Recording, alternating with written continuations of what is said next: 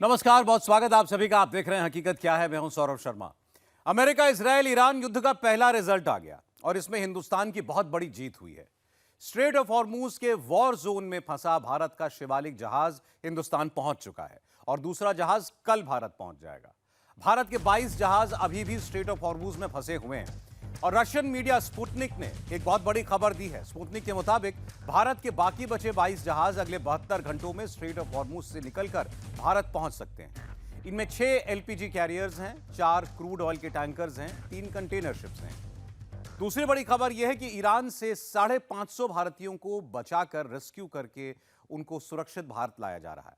अब तक 2,20,000 हिंदुस्तानी war zone से निकलकर भारत आ चुके हैं और ये रेस्क्यू ऑपरेशन इस वक्त भी जारी है। दूसरी तरफ अमेरिकी राष्ट्रपति डोनाल्ड ट्रंप बहुत बड़ी ब्रेकिंग न्यूज दे सकते हैं। ट्रंप आज एक प्रेस कॉन्फ्रेंस करके युद्ध पर कोई बहुत बड़ा ऐलान कर सकते हैं। यह ऐलान क्या होगा ये कुछ घंटों में पता चलेगा, लेकिन एक चीज पूरी दुनिया को पता चल गई, वो ये कि नरेंद्र मोदी हैं तो बम, गोलों, मिसाइल्स और ड्रोन के हमलों के बीच भी हिंदुस्तानियों को रेस्क्यू करना मुमकिन है। जो ना ट्रंप कर सके, ना मैक्रो कर सके, ना दुनिया का कोई दूसरा राष्ट्राध्यक्ष कर सका, वो नरेंद्र मोदी ने संभव कर दिखाया। बम, गोलों, मिसाइल, ड्रोन के खतरों के बीच समंदर ईरान के बिछाए बारूदों से बचते हुए स्ट्रेट ऑफ हॉर्मूज से हिंदुस्तानी जहाज शिवालिक आखिरकार सुरक्षित हिंदुस्तान लौट आया। इस वक्त भी स्ट्रेट ऑफ हॉर्मूज में 560 से ज्यादा नॉन इंडियन जहाज फंसे हुए हैं। इकलौता हिंदुस्तान ऐसा देश है जिसके जहाजों की मूवमेंट शुरू हो चुकी है। एक जहाज भारत पहुंच चुका है, दूसरा जहाज मंगलवार को भारत पहुंच जाएगा और बाकी बचे जहाज भी एक एक करके निकलने का वेट कर रहे हैं। इस वक्त नरेंद्र मोदी 3 तरह का युद्ध एक साथ लड़ रहे हैं। मोदी को युद्ध के बीचों बीच स्ट्रेट ऑफ हॉर्मूज में फंसे हिंदुस्तान के बाकी 22 जहाजों और 611 हिंदुस्तानी सेलर्स को भी सेफली भारत लाना है। मोदी को ईरान में फंसे 9,000 हिंदुस्तानियों और मिडिल ईस्ट में फंसे हजारों भारतीयों को भी वॉर जोन से सुरक्षित निकालना है और मोदी को तेल और गैस के नाम पर भारत के भीतर शुरू हुए सियासी युद्ध को भी जीतना है। क्या ये इतना आसान है? जवाब है हाँ, मोदी हैं तो मुमकिन है। जिस ईरान में चलती फिरती कार के सामने हजारों किलोग्राम विस्फोटकों से लैस मिसाइल आकर गिर जाए, सबके चीथड़े चीथड़े उड़ जाएं, क्या उस ईरान से हिंदुस्तानियों को सुरक्षित वापस ला पाना मुमकिन है? जवाब है हाँ, मोदी हैं तो कुछ भी संभव है।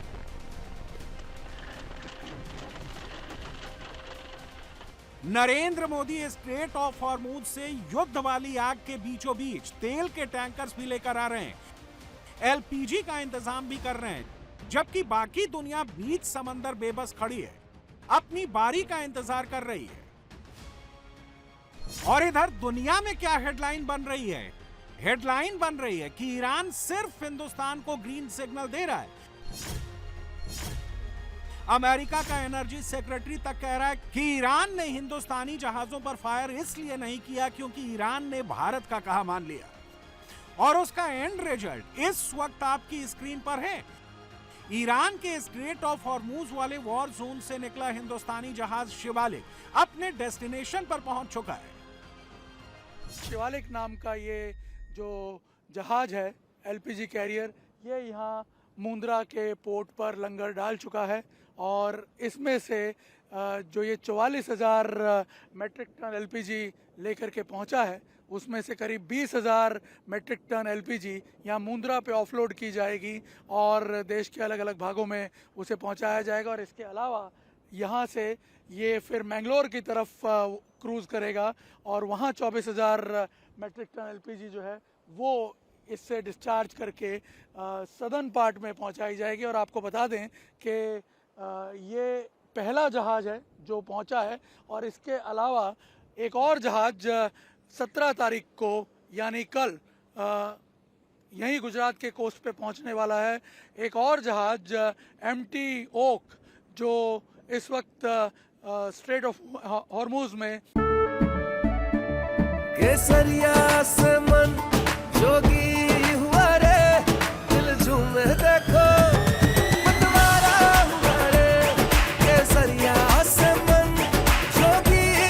हर पल मनाओ केसरी त्योहार। विमल, बोलो जुबान केसरी। तैयार खड़ा हुआ है गैस की सप्लाई के साथ।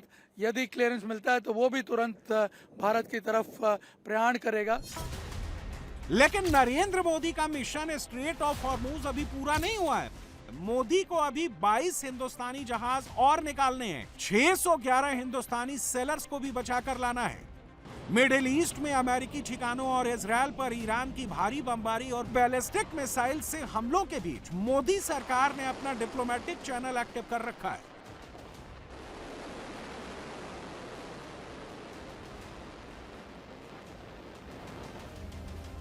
विदेश मंत्री एस जयशंकर ईरान में अपने काउंटर पार्ट के रेगुलर टच में हैं। स्ट्रेट ऑफ हॉर्मूज में आग से धू-धू कर जलते दूसरे जहाजों के बीच भारत के झंडे वाले जहाजों को सुरक्षित बाहर निकलने के लिए ईरान के साथ कोई ब्लैंकेट एग्रीमेंट नहीं है। यह पुराना सहयोग है।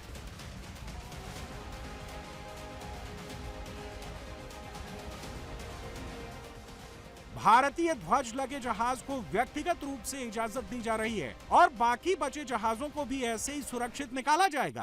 आज ये भी क्लियर हो गया है। 2 भारतीय जहाज इंडियन फ्लैग वेसल्स शिवालिक और नंदा देवी, दोनों एलपीजी कैरियर्स हैं।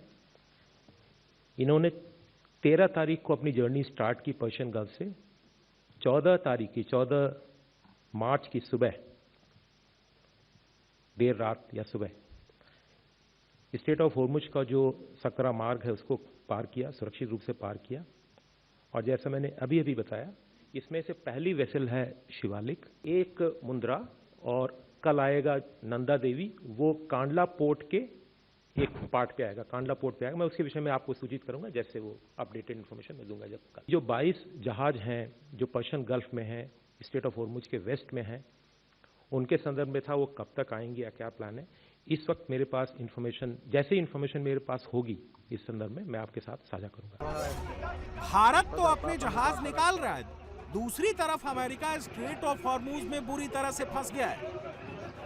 ईरान के नॉन स्टॉप हमलों के बीच ट्रंप को समझ में नहीं आ रहा है कि अब करें तो क्या करें।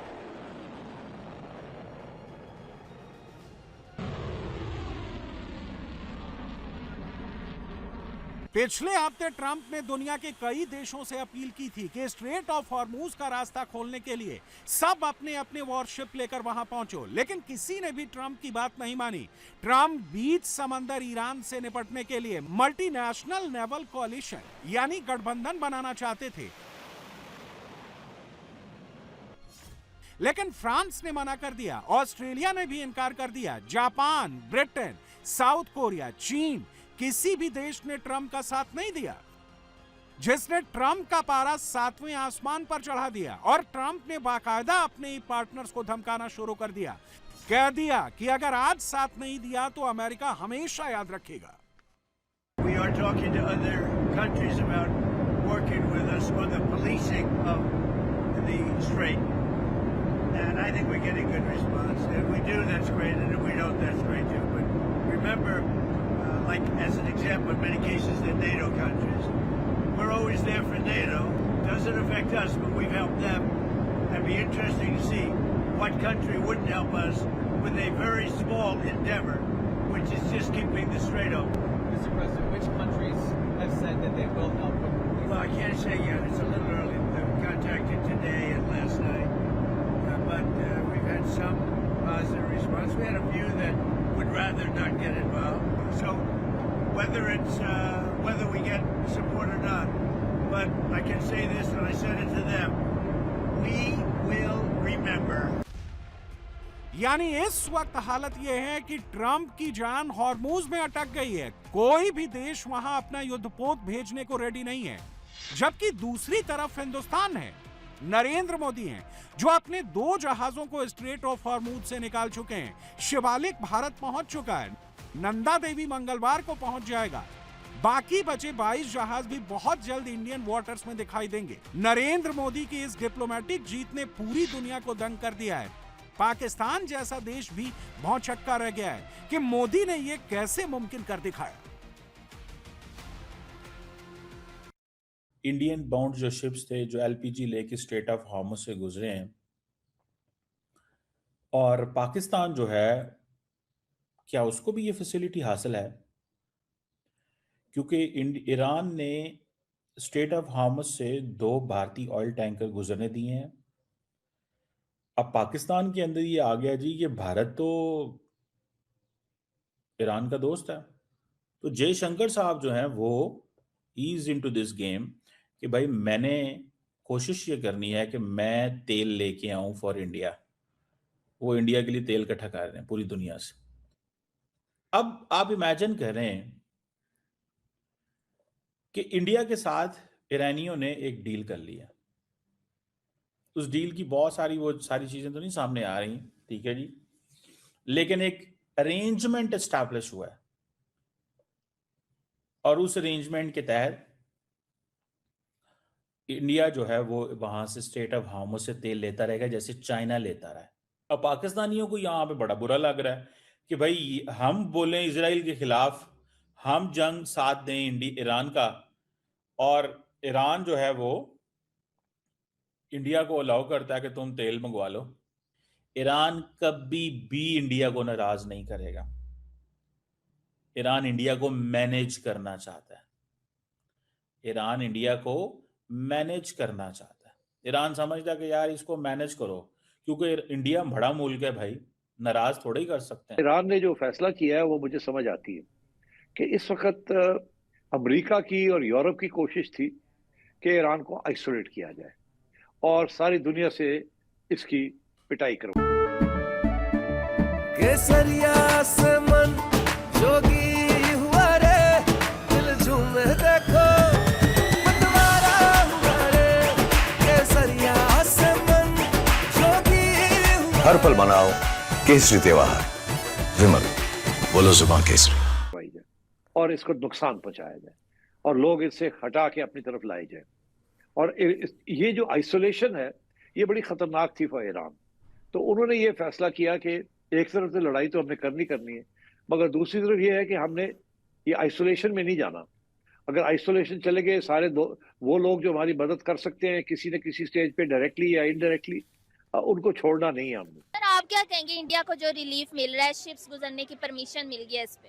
पहली बात तो ये कि ये इंडिया का लीडरशिप का कमाल है कि इस हालत में, वॉर के इस हालत में वो लोग वहाँ से गुजर रहे हैं, परमिशन ले रहे हैं, किसी से भी ले रहे हैं तो वो ले रहे हैं, तो ये उनका लीडरशिप का कमाल है। तो ऐसा लीडरशिप जिस मुल्क में हो उसको मिलना चाहिए। हमारे मुल्क में भी हो लीडरशिप तो लाएं। मुसलमान मुल्क हमारा भाई है, हमारा हमसाया है, हम नहीं कर सकते क्यों? हमारे पास लीडरशिप की बहुत कमी है। इस मुल्क में LPG तो क्या हम इधर से अभी एक कश्ती नहीं गुजार सकते, ऐसा लीडरशिप है हमारा। इंडिया की एक बहुत ही स्मार्ट मूव हमें देखने को मिली है कि अभी खबर ये है कि इंडिया के 2 ऑयल शिप इंडिया पहुंच चुके हैं जो कि स्ट्रेट ऑफ हॉर्मज से गुजरते हुए पहुंचे हैं। इसका मतलब ये है कि ईरान ने परमिशन दी इंडिया को। इसका मतलब ये है कि ईरान इंडिया से नाराज नहीं है और इंडिया इस जंग में न्यूट्रल नजर आ रहा है। ना सिर्फ न्यूट्रल नजर आ रहा है बल्कि अपना जो उसका काम है, जो उसकी पब्लिक के लिए वो बेनिफिट उसकी इंडिया की गवर्नमेंट कर सकती है, जो वर्क कर सकती है, वो करती नजर आ रही है। यहाँ पर एक क्वेश्चन मार्क ये है, सवालिया निशान ये है कि जैसे इंडिया के 2 ऑयल शिप इंडिया पहुंच चुके हैं, इसका मतलब है आने वाले वक्त में भी अगर ये जंग कंटिन्यू रहती है, ये जंग जारी रहती है, तो इंडिया को ऐसा सच कोई खतरात नहीं है ऑयल शॉर्टेज के या फिर गैस की शॉर्टेज के, क्योंकि उनका तो जो मटेरियल है, उनकी गैस या ऑयल है, वो उन्हें डिलीवर हो रही है। क्वेश्चन मार्क ये है, सवालिया निशान ये है कि पाकिस्तान का क्या अभी तक कोई भी ऑयल शिप पाकिस्तान पहुंचा है स्ट्रेट ऑफ हॉर्मज से होते हुए? अगर ईरान इंडिया को परमिशन दे सकता है तो फिर क्या पाकिस्तान को परमिशन देगा? सोचिए, एक तरफ दुनिया का सबसे ताकतवर इंसान डोनाल्ड ट्रंप है जो सिर्फ कैमरे पर 3 बार मुट्ठी दिखाकर जीत का दम भरता है, लेकिन स्ट्रेट ऑफ हॉर्मूज से जहाजों को बाहर तक नहीं निकाल पा रहा है। दूसरी तरफ नरेंद्र मोदी हैं जो ईरान में IRGC पर हो रही अमेरिका और इजराइल की भारी बमबारी के बीच, तेहरान पर नॉनस्टॉप बरस रही मिसाइलों के बीच हिंदुस्तानियों की जान बचाने के लिए जमीन आसमान एक कर रहे हैं। इस वक्त ना तेहरान सेफ है, ना UAE सेफ है, ना ही मिडिल ईस्ट में अमेरिका का कोई बेस सेफ है। ईरान भी थमने का नाम नहीं ले रहा। युद्ध के 17वें दिन ईरान बैलिस्टिक मिसाइल की 55 से ज्यादा वेव्स छोड़ चुका है। दुबई एयरपोर्ट को एक बार फिर निशाना बनाया गया है। दुबई एयरपोर्ट पर जहां देखो वहां आग ही आग है। यूएई में पोर्ट ऑफ फुजैरा भी ईरानी हमले का शिकार हो चुका है। ओमान में 2 हिंदुस्तानियों की मौत तक हो गई है। हर बीतते सेकंड के साथ मिडिल ईस्ट में सिचुएशन बद से बदतर होती जा रही है। इन हालातों में मोदी के लिए सबसे बड़ा चैलेंज है मिडिल ईस्ट में रहने वाले और वॉर जोन में फंसे हिंदुस्तानियों को सुरक्षित भारत लेकर आने का। 28 फरवरी से लेकर अब तक 2,20,000 हिंदुस्तानी भारत लौट चुके हैं। बहरीन से पहली चार्टर फ्लाइट कोच्चि लैंड कर चुकी है। ईरान से 550 हिंदुस्तानियों का आर्मीनिया में सेफ इवैक्यूएशन हो गया है। एक ऐसा वॉर जोन जहां पता नहीं कब कहां से कौन सी मिसाइल आकर गिर जाए।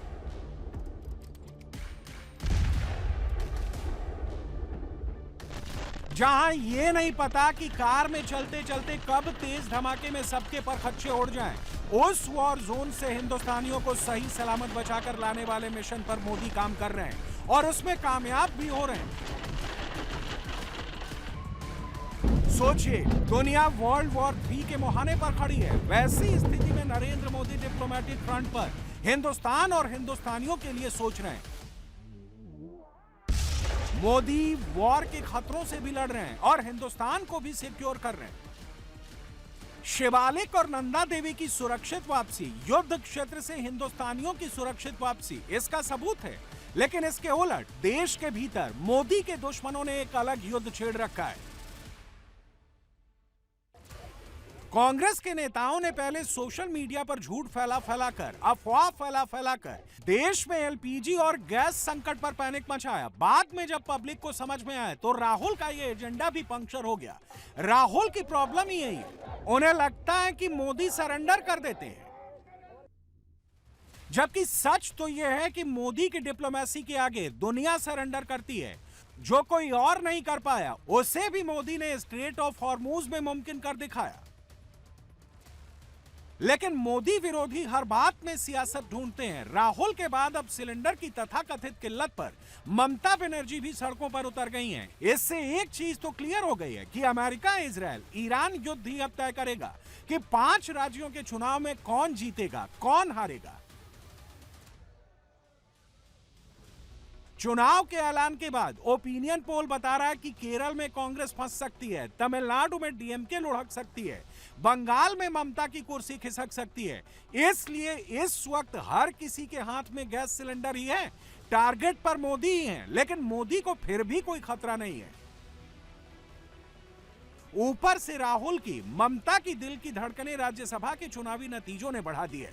बिहार राज्यसभा चुनाव में एनडीए के सारे कैंडिडेट जीत चुके हैं। यानी जो मोदी विरोधी ईरान युद्ध के बाद पैदा हुई स्थितियों को जरिया बनाकर मोदी के खिलाफ माहौल बनाने की कोशिश कर रहे थे, उन सबको मुंह की खानी पड़ी है।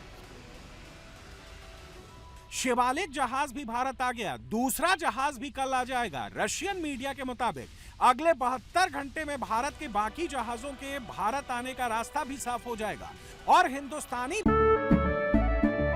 केसरिया से मन जोगी हुआ रे, दिल झूमे देखो मतवारा हुआ रे। केसरिया से मन जोगी हुआ। हर पल मनाओ केसरी त्योहार। विमल, बोलो जुबान केसरी। भी सही सलामत भारत लौट आएंगे, क्योंकि सबको पता है जान बचाएगा तो मोदी ही। ईरान युद्ध इस वक्त एक टर्निंग पॉइंट पर है और ये टर्निंग पॉइंट है स्ट्रेट ऑफ हॉर्मूज का। ट्रंप इसे खोलने के लिए नेटो से मदद मांग रहे हैं और कोई मदद देने के लिए तैयार नहीं है। ट्रंप को कहना पड़ रहा है कि चीन आगे आए, ब्रिटेन आगे आए, लेकिन उन्होंने हाथ खड़े कर दिए। जर्मनी ने साफ मना कर दिया। ट्रंप के लिए स्ट्रेट ऑफ हॉर्मूज वैसे ही वाटरलू बन रहा है जैसे नेपोलियन के सामने बन गया था। लेकिन ट्रंप ऐसे आदमी हैं जो हार नहीं मानेंगे। जब हार सामने दिखेगी तो ये कुछ और ही कर देंगे।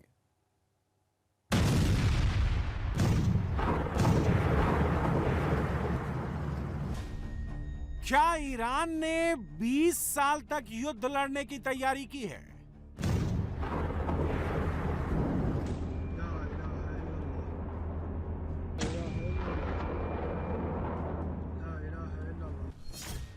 ईरान ने मिसाइलों का जखीरा जमीन के कितने भीतर छुपाया है?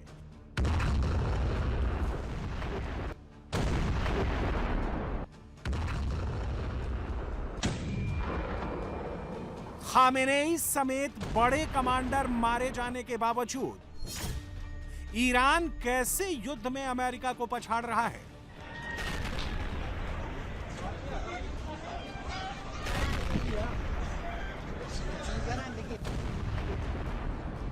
$30,000 पाउंड का बम गिराओ या 1 लाख पाउंड का, ईरान को खत्म करना क्यों नामुमकिन है?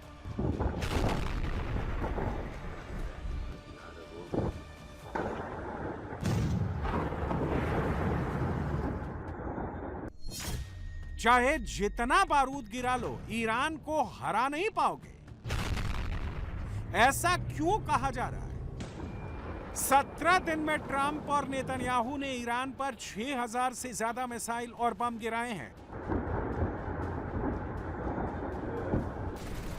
IRGC, बासिज फोर्स, ईरानी एयरफोर्स समेत खामेनेई की पूरी युद्ध मशीनरी को बर्बाद करने के दावे किए।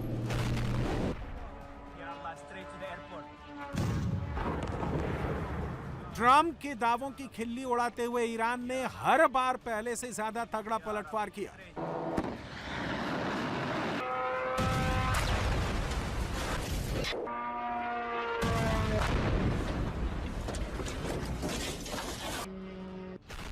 युद्ध जैसे जैसे आगे बढ़ा, ईरान का काउंटर अटैक पहले से ज्यादा खतरनाक होता जा रहा है। खामेनेई को मालूम था अमेरिका कभी ना कभी ईरान के तेल पर कब्जा करने के लिए बड़ा हमला करेगा। इसीलिए ईरान ने 4 हफ्ते नहीं, 4 महीने नहीं, 4 साल नहीं, पूरे 20 साल के युद्ध की तैयारी की है। ट्रंप ये सोचकर ईरान युद्ध में कूदे थे कि 4 हफ्ते में ईरान को सरेंडर करने पर मजबूर कर देंगे। ट्रंप ईरान के ट्रैप में फंस गए। युद्ध के 17 दिन हो गए। ट्रंप ने गोला, बारूद, मिसाइल चलवा दिए। ईरान ने चालाकी दिखाई, शुरुआत में बड़े हमले नहीं किए, अमेरिका को हमले करने दिए। ईरान इंतजार करता रहा। जब अमेरिका का गोला बारूद और मिसाइलों का स्टॉक कम होने लगा तो ईरान ने अचानक मिडिल ईस्ट में अमेरिकी बेसों को उड़ाना शुरू कर दिया। अब ट्रंप बच निकलने का रास्ता ढूंढ रहे हैं। यकीन नहीं होता तो सबूत यहां देख लीजिए। यह अमेरिका का माइन वीपिंग शिप है जिसका काम समंदर में बिछी ईरानी माइन को खोज कर उन्हें नष्ट करना है। हॉर्मूज में इसकी सख्त जरूरत है। युद्ध शुरू होते ही ऐसे 3 माइन वीपिंग शिप की तैनाती अमेरिका ने स्ट्रेट ऑफ हॉर्मूज में की थी। अब ट्रंप ने 2 माइन वीपिंग शिप्स को हॉर्मूज से पीछे बुला लिया है। यूएसएस टुल्सा और यूएसएस शांता बारबरा को हॉर्मूज के पास से 700 किलोमीटर पीछे मलेशिया की तरफ भेज दिया गया है। ट्रंप को डर है कि ईरान हॉर्मूज में कहीं उनके 3 माइनिंग शिप्स को ना उड़ा दे, इसीलिए 2 को पीछे खींच लिया है। हॉर्मूज में ईरान के अंडर वाटर ड्रोन लगातार हमले बोल रहे हैं। ईरानी नेवी माइंस बिछाकर अमेरिकी शिप्स को उड़ा रही है। ट्रंप से क्या भूल हुई जो ईरान में उन्हें लेने के देने पड़ रहे हैं? उन्होंने सोचा था कि ईरान की टॉप लीडरशिप को उड़ाने के बाद युद्ध खत्म हो जाएगा। युद्ध के पहले ही दिन ट्रंप ने अली खामेनेई को मार दिया। इसके बाद ईरान के रक्षा मंत्री brigadier general Aziz Nasir Zadeh को मार गिराया। फिर IRGC के commander in chief major general Mohammad Pakpour को मार गिराया। ईरान की नेशनल सिक्योरिटी काउंसिल के सलाहकार अली शमखानी को ढेर कर दिया। ईरानी सशस्त्र बलों के chief of staff major general Abdul Rahim Mousavi को मार गिराया। ट्रंप ईरान के सुरक्षा तंत्र के सिस्टम को नहीं समझ पाए। यह सिस्टम कैसे काम करता है? यह 4 स्टेट सिस्टम है जैसे खामेनेई ने 20 साल पहले बना दिया था। हर पोजीशन और हर पद के लिए 4 लोगों के नाम पहले से तय होते हैं। युद्ध में एक मारा जाएगा तो फौरन दूसरा उसकी जगह ले लेगा, दूसरा मारा जाएगा तो तीसरा और फिर चौथा उसकी जगह पर काम करेगा। अगर यह सिस्टम नहीं होता तो ट्रंप का प्लान सफल हो सकता था। जब तक चयन प्रक्रिया पूरी होती, ईरान की युद्ध मशीनरी बिखर जाती। खामेनेई के फोर्थ स्टेट मॉडल की सबसे बड़ी खासियत यह है कि युद्ध में किसी को कमांड सेंटर से परमिशन नहीं लेनी पड़ती। अगर किसी अफसर या सैनिक को रडार पर दुश्मन का कोई फाइटर जेट या मिसाइल दिखाई देता है तो वो फौरन उसे गिराने के लिए मिसाइल चला देगा।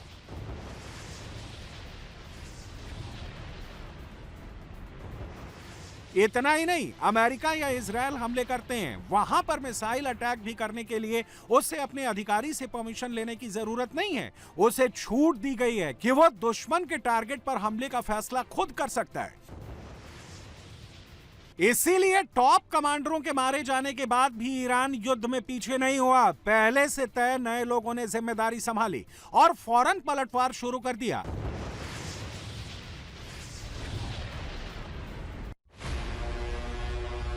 अगर ट्रंप और नेतन्याहू मिसाइलों के जखीरे और ड्रोन के अड्डे पूरी तरह ध्वस्त कर पाते तो भी ईरान की युद्ध मशीनरी ठप पड़ जाती। अमेरिका और इजराइल के टनों बारूद गिराने के बाद भी ईरान का मिसाइल और ड्रोन जखीरा क्यों नहीं नष्ट कर सके?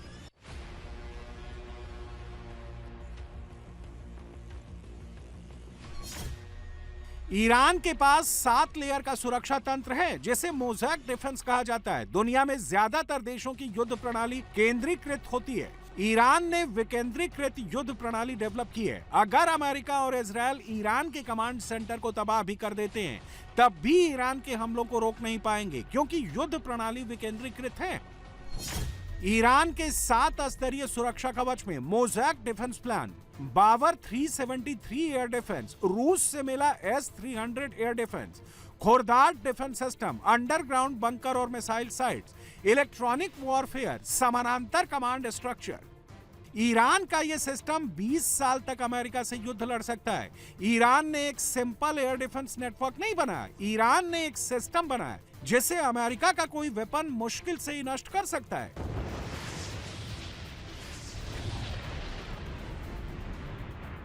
इसमें सबसे महत्वपूर्ण है बावर 373 एयर डिफेंस सिस्टम,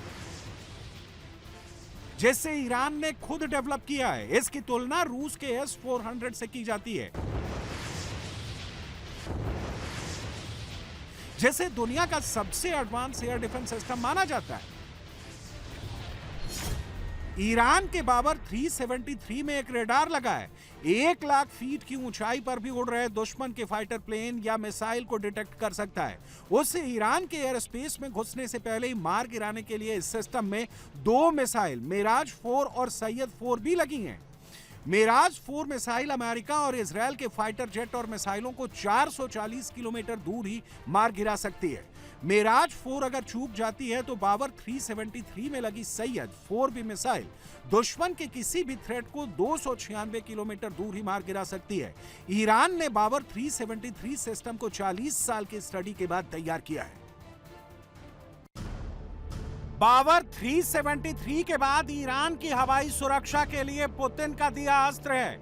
ईरान में रूस का 300 एयर डिफेंस सिस्टम लगा है। अमेरिका और इजराइल के फाइटर प्लेन बैलिस्टिक मिसाइलों और क्रूज मिसाइलों को 150 किलोमीटर दूर से इंटरसेप्ट कर सकता है।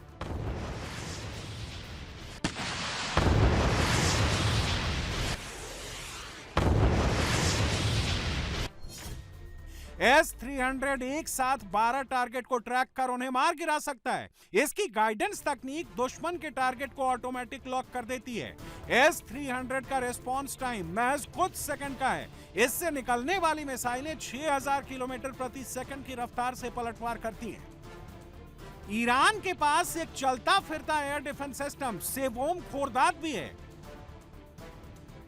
Khordad road mobile air defence system है जिसे ट्रक पर इंस्टॉल किया जाता है।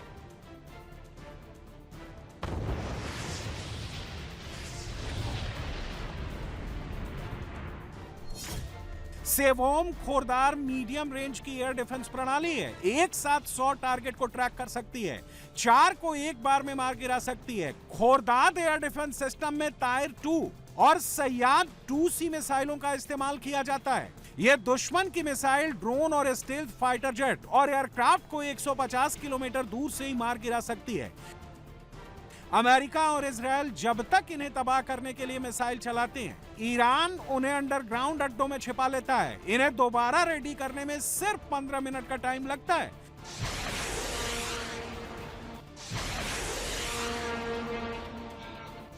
इसी वजह से ट्रंप और नेतन्याहू के बड़े हमलों के बावजूद ईरान की युद्ध मशीनरी पूरी तरह से एक्टिव है।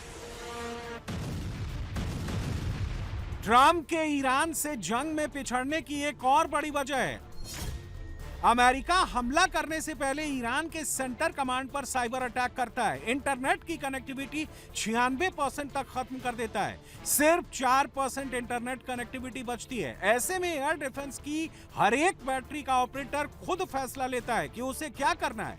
कमांड सेंटर से कनेक्शन टूटने के बावजूद भी ईरान की युद्ध मशीनरी बिना वक्त गंवाए अपना काम जारी रखती है। ईरान के पायलट भी इसी तरह युद्ध में खुद फैसला करते हैं, उन्हें कैसे दुश्मन को रोकना है, दुश्मन के फाइटर जेट से कैसे भिड़ना है। ईरान का वॉर सिस्टम विकेंद्रीकृत होने की वजह से ट्रंप और नेतन्याहू का प्लान अब तक सफल नहीं हुआ है।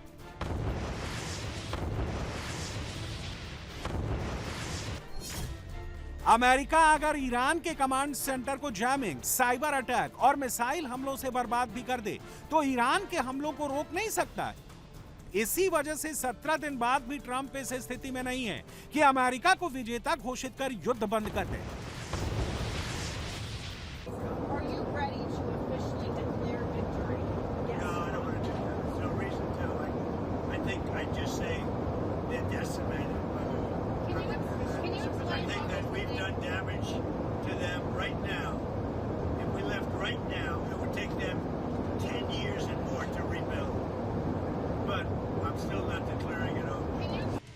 ट्रंप GBU-57 जैसा बम चलाने के बाद भी ईरान के अंडरग्राउंड बंकर और मिसाइल फैसिलिटी को पूरी तरह तहस नहस नहीं कर पाए हैं। ईरान अब यहीं से एडवांस मिसाइलों का जखीरा निकालकर तबाही मचा रहा है।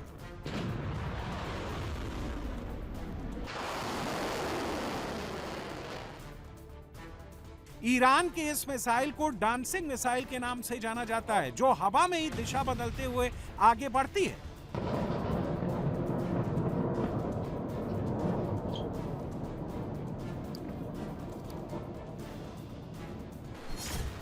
Sejjil medium range ballistic missile है, जिसकी रेंज 2500 किलोमीटर है। ये इजरायल और अमेरिका के मिलिट्री बेस पर 16,000 किलोमीटर प्रति घंटे की स्पीड से हमला करती है। सेजिल मिसाइल 500 किलो से 1 टन वॉरहेड ले जा सकती है। 17 दिन के युद्ध में ईरान ने पहली बार सेजल मिसाइल से तेल अवीव को निशाना बनाया है।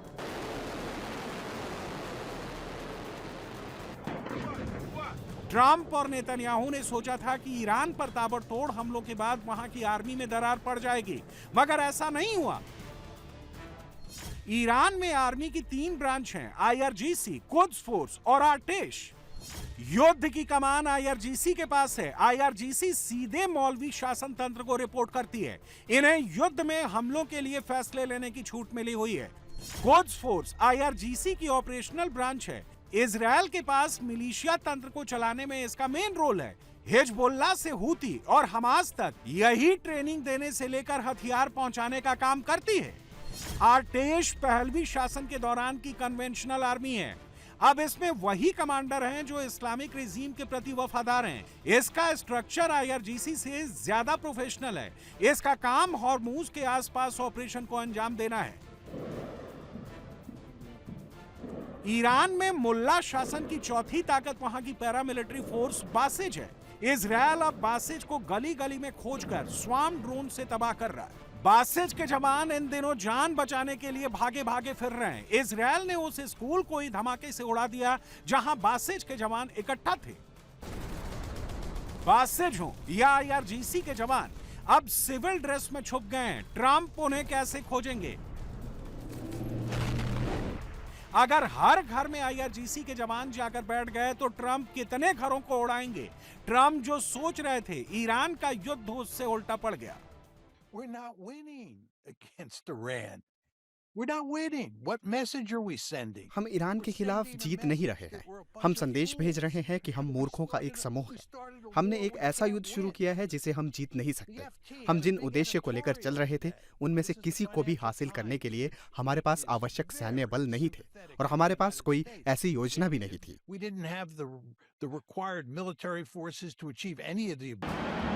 ट्रंप अब ईरान में ग्राउंड ऑपरेशन की तैयारी कर रहे हैं। ईरान को इसी वक्त का इंतजार है जब आसमान से गोले दागने वाले अमेरिकी ईरान की धरती पर उतरेंगे। ईरान के लिए तब शिकार करना आसान होगा। अमेरिकी सैनिकों को ईरान में घुसकर युद्ध लड़ना बहुत मुश्किल होगा, क्योंकि ईरानी सैनिक बंकरों और पहाड़ों से निकलकर अचानक हमले करेंगे। अगर ट्रंप के कुछ 100 सैनिकों को ईरान ने कैद कर लिया तो ट्रंप को लेने के देने पड़ जाएंगे। That we are nowhere near sending ground troops to the Middle East. I don't talk to people like you about that. I mean, why would I tell you I'm sending or not sending? I don't talk about military strategy. Who would talk about it? I mean, who would answer a question like that? Iran को हराने के लिए अब Trump Kharg island पर कब्जा करना चाहते हैं। अमेरिकी सेना यहां कुवैत और इराक के रास्ते घुस सकती है, क्योंकि हॉर्मूज के रास्ते आगे बढ़ना आग से खेलने जैसा होगा। ट्रंप ने खार्ग पर कब्जा करने का जिम्मा अमेरिकी नेवी की 31वीं यूनिट को सौंपा है। यह यूनिट जापान में तैनात है, जिसका मूवमेंट शुरू हो चुका है।